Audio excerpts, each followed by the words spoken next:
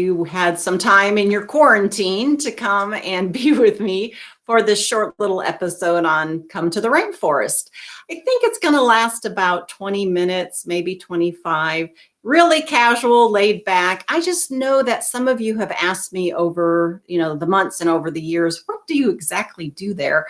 And so yesterday's interview with Marnie had some technical difficulties, which was no one's fault, but I thought, it was a little choppy and maybe approaching it a second time might be good. So I just want to say thank you. I wanted to give a shout out to a couple of people that have just been such good friends on this adventure of mine and have been so supportive.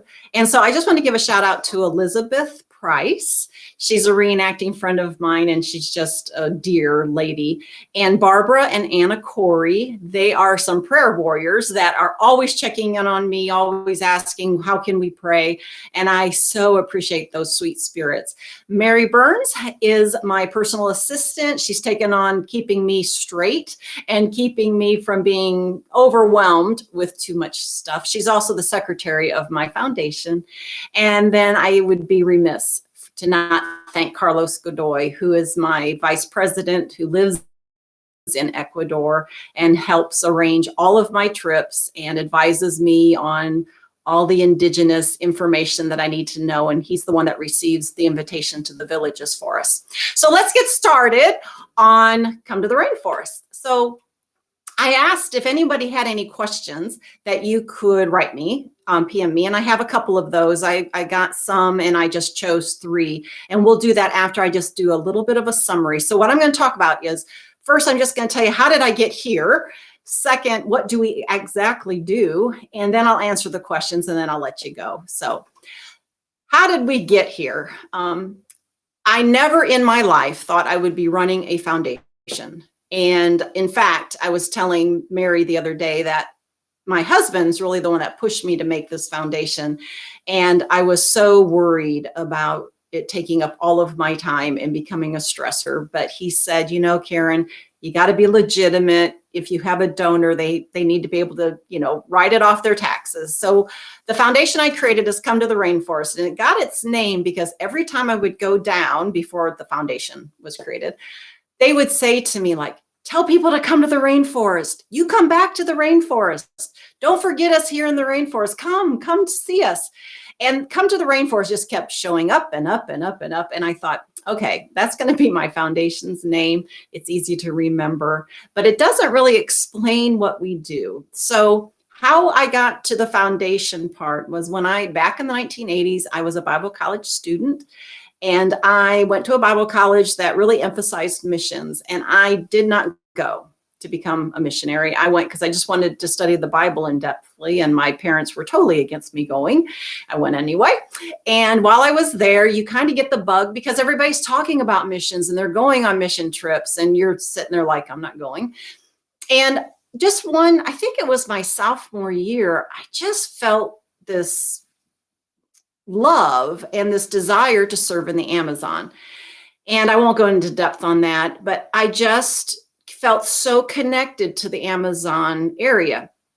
Made life choices, didn't become a missionary, obviously, for those who know me, I didn't, and went through life. And I was always connected with people who were in the Amazon, or I would, like if there was a National Geographic on TV about the Amazon, I was glued to it.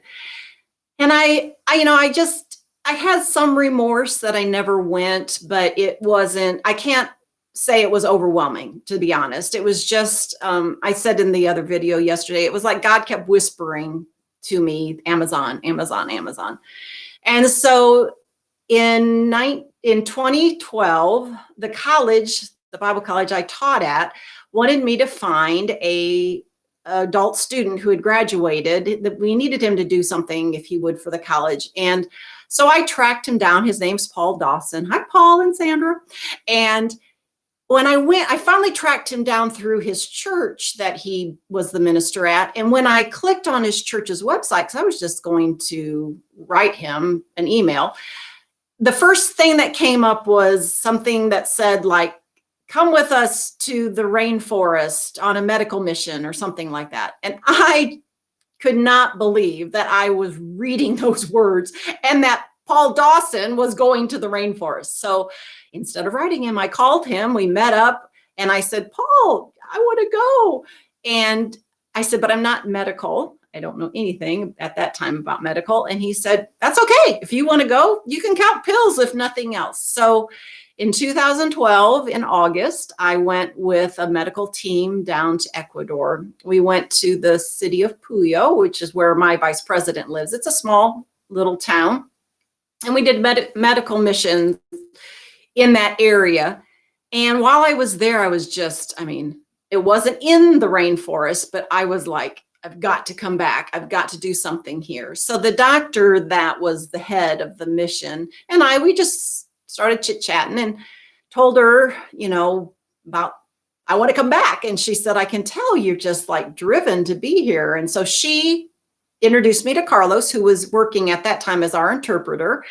And Carlos and I had some talks while I was down there. And after I came back, I was back. That was in August. I was back again in September. And so from that point, I have gone back multiple times every year and just love it. So what do? We work in the rainforest. So I don't work in a small, outside town or like in the city of Quito, which is the capital, or in a slum area. I go with whoever wants to go with me into the rainforest, and we either bush plane in or we go by motorized canoe, and we are very remote. And I always tell people when they're going for the first time, just think of those National Geographic shows you've seen where they're in the canoe and they're going down the river and they're going, oh, look over there, there's a macaw. That is exactly where I go. That is the location that I am at, very remote, very deep into the rainforest. And so what we do is that we have to receive a written invitation from a village. You, by law, Ecuadorian law, cannot just walk into an indigenous village. You have to be invited. And so Carlos, who had flown for Wings of Hope, which was a humanitarian air relief organization, he has been in, I think, almost every single indigenous village in Ecuador. And so Carlos is able to reconnect with those villages and say, hey, I've got somebody who wants to come and do some medical work or vision work or education work. Do you want her to come? And so once we get the written invitation, then we make plans and we go into those indigenous villages. What we do while we're living there with the villagers is that we have 4 different types of missions that we do and that anybody can come on. And just to let you know, most of you know I'm a Christian, but you do not have to be a Christian to come with us. All you have to have is a willing heart that loves the indigenous and just wanting to go to the rainforest alone is enough for me to take you. But the 4 different types of work that we do is we do medical and vision clinics. We do education work, which it's either repairing a school building in the village that the government built back in the 1980s and is totally rotted by now, or we do teacher training or taking in school supplies, anything that supports the education of those indigenous in that village. Then we also do those are humanitarian trips. We do a faith-based mission where if your church group or a group of Christians, a women's organization wants to go down and support the Christians that are in some of the villages with Bible study or a kids program or Bible work that helps encourage the minister of that village, if there is one, then we do that. And then the last one we do is on the invitation of the villages. They do not have much of an economy because they're so deep in the rainforest. And so they have difficulty having any kind of cash money to buy like the fuel for their canoe motors or extra food if their area's wildlife has been depleted, education supplies, anything like that. So they have asked that we help with what's called ecotourism, where I take a group down and you aren't really giving them anything. You're allowing them to give you their culture. And when we go, we live in the village and we go on boar hunts and spear fishing, and the women teach us how to weave the baskets, and they are so giving, and they want their culture to be shared with an outsider. They want you to know them. They want you to understand them, who they are. And so it's a great time of actually getting to be with these indigenous people and live like they live and get to know them. And they're delightful, absolutely delightful. So that's what we do. Our trips, if you're interested in going on one, our trips can be anywhere from 7-day trip to 10-day trip. I did a couple of 2-week trips with groups. I found that about 10 days, you're ready to go back and take a shower or sleep in a real bed or have a pizza or something like that. And so I have shortened the trips that I take people. Now, when Carlos and I, and then there's another really great guy, Jungle Bob is his name. He's a wonderful man. Robert Klaus is his real name.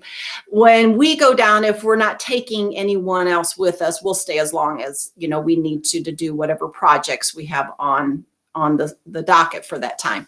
So it's a great time. I hope you'll consider coming sometime to the rainforest with me. I'd love to have you, and you would just love it. I know it once you're there. So I want to talk about 3 questions that I received that are kind of universal questions I get often. And I thought these would be 3 of the ones that I think most people would enjoy. The first one is, what do they eat? We're always curious, aren't we, about what food people eat. And so they eat in the indigenous villages, they eat what they've eaten for millenniums. And it's mainly things that they either hunt or that they catch fish or that they grow in these temporary seasonal gardens. So as far as meat, I can tell you what I've eaten, and I can tell you what plant life I've eaten there. So meat-wise, I've had monkey, I've had tapir, I have had capybara, which is the largest rodent in the world. And by the way, it tastes like pork and not chicken. Let's see. I have had what's called jungle cow. And then I've had all sorts of different fishes, piranha, catfish. They have a rockfish that's kind of tastes like bluegill. They have tilapia in their rivers. And so most of the fishes are mild tasting fish, except for the catfish can be, catfishy. And then plantains, yucca are 2 of their staples, kind of like in America, we use the potato. So plantains and yucca are almost always served.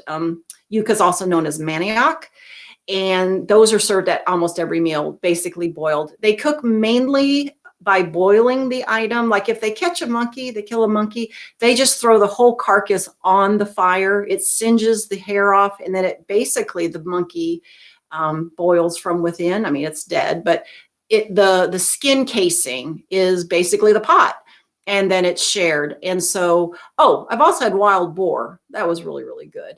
And so they do mainly boiling. And then with the manioc and the plantains, they wrap them in palm leaves and they steam them over the fire. And so the food's good, somewhat bland because they don't use spices that much. So there's a little bit of a bland taste for our palate, but I'm a picky eater, and I don't have a problem down there when we're in the village. And then we also take extra food in with us that's more Americanized, like popcorn. They love popcorn and candy and things like that. So that was the first question. What do they eat? The second question was, are there still uncontacted people in Ecuador? And the answer to that question is yes, there are. There are 2 indigenous groups that are related to one of the indigenous groups that I work with, which is the Rorani. The 2 uncontacted branches of the Rorani are the Tingiri and the Taramanani. They have little or no outside contact. It's not that they don't know about the outside world. Of course they do, but they have chosen to remain in isolation. So that's known as voluntary isolation. Also, the past relationship with them in the outside world has been completely violent. They still spear people like oil workers and illegal loggers that are in their area. They have some small contact with individual Waorani, but oftentimes that also ends in bloodshed. And so they live in an area known as the intangible zone, or I shouldn't say that. There's an area in Ecuador that has been set aside for them, which is known as the intangible zone. It's not fenced or anything. They're not kept in there like prisoners, but it is a land that is saved for their use. It's just south of the Yasuni National Reserve. And so they do, hunt and move around outside of the intangible zone, but there are two uncontacted groups. They speak the same language as a Waorani, which is Wow. And they, like I said, most contact with them ends in violence. So the last question I'm going to approach and then let you go is the question that was, what tribes do you work with? And so I have 3 tribes that I mainly work with, and out of those 3, I mainly work with 2. So the 2 that I work with the most are the Waorani. And for those of you who may be Christians and know of the missionary story from the 1956, when the 5 missionaries were trying to make the first contact with the Waorani, and they were all speared to death, that is the people group that I work with. I also work with the Achuar. And then I have worked somewhat with the Shuar tribe, but don't seem to go there as often because I tend to be busy with the Waorani and the Shuar. There's only so much that I can do. But I know some of you are interested in that I had the ability to meet Dayuma. And so Dayuma, for those who do that knows the missionary story, I'm trying to get that to come in. There I am. Dayuma was at the time they were known as the Auca. They are the Waorani.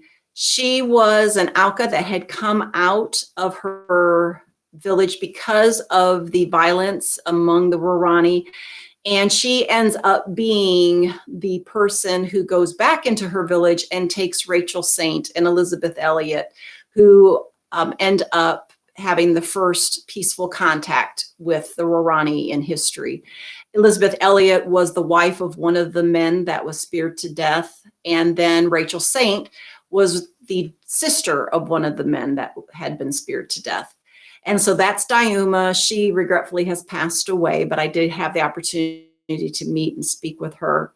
And then let me go to the other picture.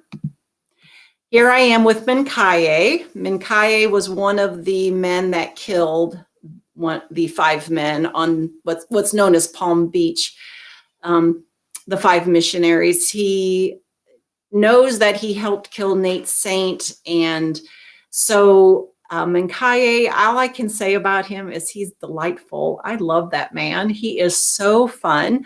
When I was in his village, I got to stay there for about 4 days, and we just had the greatest time with him. He's so loving. He tried to teach me how to count in Wow, which is the language, to the number 5. And I couldn't do it. And he kept having me do it over and over again. And he finally gave up on me. So it was really funny. He was like, oh, just forget it. And delightful man. His son is a minister. And so here we have the missionary story where the 5 men who are trying to go into the tribe are murdered by Mincaye and his friends. And then, years later, Mincaye's son is now a minister. So I think that's a beautiful way that the Lord works in history. So I want to thank you. Let me take this picture off. And I want to thank you for joining me. Let me just, in case any of you, I have some contact information if I can figure out how to put it up.